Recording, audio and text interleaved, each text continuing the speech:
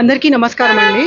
ఈరోజు మనం మోమితా దేబ్నాథ్ అనే ఒక డాక్టర్ వెస్ట్ బెంగాల్లో పల్మనాలజీ పీజీ తన మీద జరిగిన అత్యాచారానికి నిరసనగా ఈ సంఘీభావంగా ర్యాలీ మనం ఈరోజు వైరాలో అందరూ డాక్టర్స్, పాత్రికేయ మిత్రులు, రాజకీయ నాయకులు, ల్యాబ్ వాళ్ళు, మెడికల్ అసోసియేషన్ వాళ్ళు అందరూ కూడా కలిసి కూడా సంఘీభావంగా అందరూ కలిసి జరుపుతున్న ర్యాలీ అన్నమాట. మోనికా దేబ్నాథ్ అనే వ్యక్తి, ఆమె ఒక డాక్టర్. మొదటగా ఎంబీబీఎస్ చదివింది, పరీక్ష పోటీకి ప్రిపేర్ అయ్యి అది రాసింది. అది అయిపోయిన తర్వాత తన జీవితంలో మళ్ళీ ప్రిపేర్ అయ్యి పీజీ పరీక్ష కోసం మళ్ళీ అది సాధించింది. అలా తనకి 31 సంవత్సరాలు వచ్చినాయి. అప్పటి వరకు ఆమె జీవితంలో చదువుతూనే కష్టపడుతూనే ఉంది. కానీ ఆమె జీవితం మీద చాలా ఆశలతో ఇంత కష్టపడింది. ఆ రోజు రాత్రి 2:30 వరకు కూడా ఆమె ప్రాణాలు నిలుపుతూనే ఉంది. కొంచెం రెస్ట్ తీసుకుందామని వెళ్ళేలోపు ఆమె ప్రాణానికే గ్యారంటీ లేకుండా చాలా క్రూరంగా, అతి ఘోరమైన కండిషన్లో ఆమె చనిపోయింది. అది కానీ చూస్తే ఎవరికైనా కానీ, మీకేం సంబంధం లేకపోయినా కానీ చాలా బాధ అనిపిస్తుంది.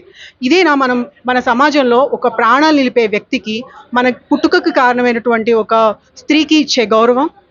ఇంతేనా మన సమాజం తీసుకునే బాధ్యత? ఆమె ఎన్నెన్ని ఆశలతో తన జీవితాన్ని ప్రారంభించాలనుకుని ఉంటుంది. దాని వెనుక వాళ్ళ తల్లిదండ్రుల కృషి ఎంత ఉండుంటుంది. ఆమె గొంతు నులిమి చంపేశారు, ఆమె ఆశల్ని చిదిమేశారు. ఆమె గొంతు నులిమేసినా కానీ ఆమె గొంతుకగా మనందరం మారుదాం, ఈ అన్యాయాన్ని ప్రశ్నిద్దాం. ఈ అన్యాయం ఎంతవరకు జరుగుతుంది? ప్రత్యూష అయిపోయింది, నిర్భయ అయిపోయింది, జరుగుతూనే ఉన్నాయి. వీటికి ఎప్పటికీ కూడా అంతు లేకుండా జరుగుతూనే ఉంది. మనందరం కూడా మన వరకు వచ్చే వరకు వెయిట్ చేయకుండా, ఇదందరి మన ఇంటి సమస్య అనుకొని మనమందరం గళమెత్తి పోరాడుదాం. దీనికి ఒక పరిష్కారం దొరికే వరకు కూడా మనందరం పోరాడుదాం. అందరూ కూడా తోడుగా ఉండండి, దీనికి తోడుగా నిలవండి.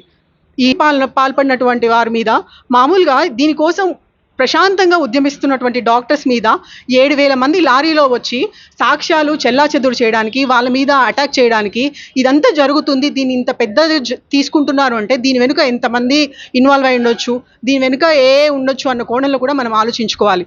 దీని వెనుక ఎవరున్నా కానీ, ఎంత పెద్దవాళ్ళైనా కానీ, ఎంత పలుకుబడి ఉన్నా కానీ, న్యాయం అనేది నిజంగా అందరికీ సమానం. న్యాయం అనేది అందరికీ అందుతుంది. న్యాయం అనేది ఎవరికి వివక్ష ఉండదు అనేటువంటి గట్టి సందేశాన్ని అయితే ఇవ్వాల్సి ఉంది. దీని వెనుక ఉన్నటువంటి వాళ్ళు ఎంత పెద్దవారైనటువంటి వాళ్ళకి కఠిన శిక్ష పడాలి అని మనస్ఫూర్తిగా కోరుకుంటున్నాను.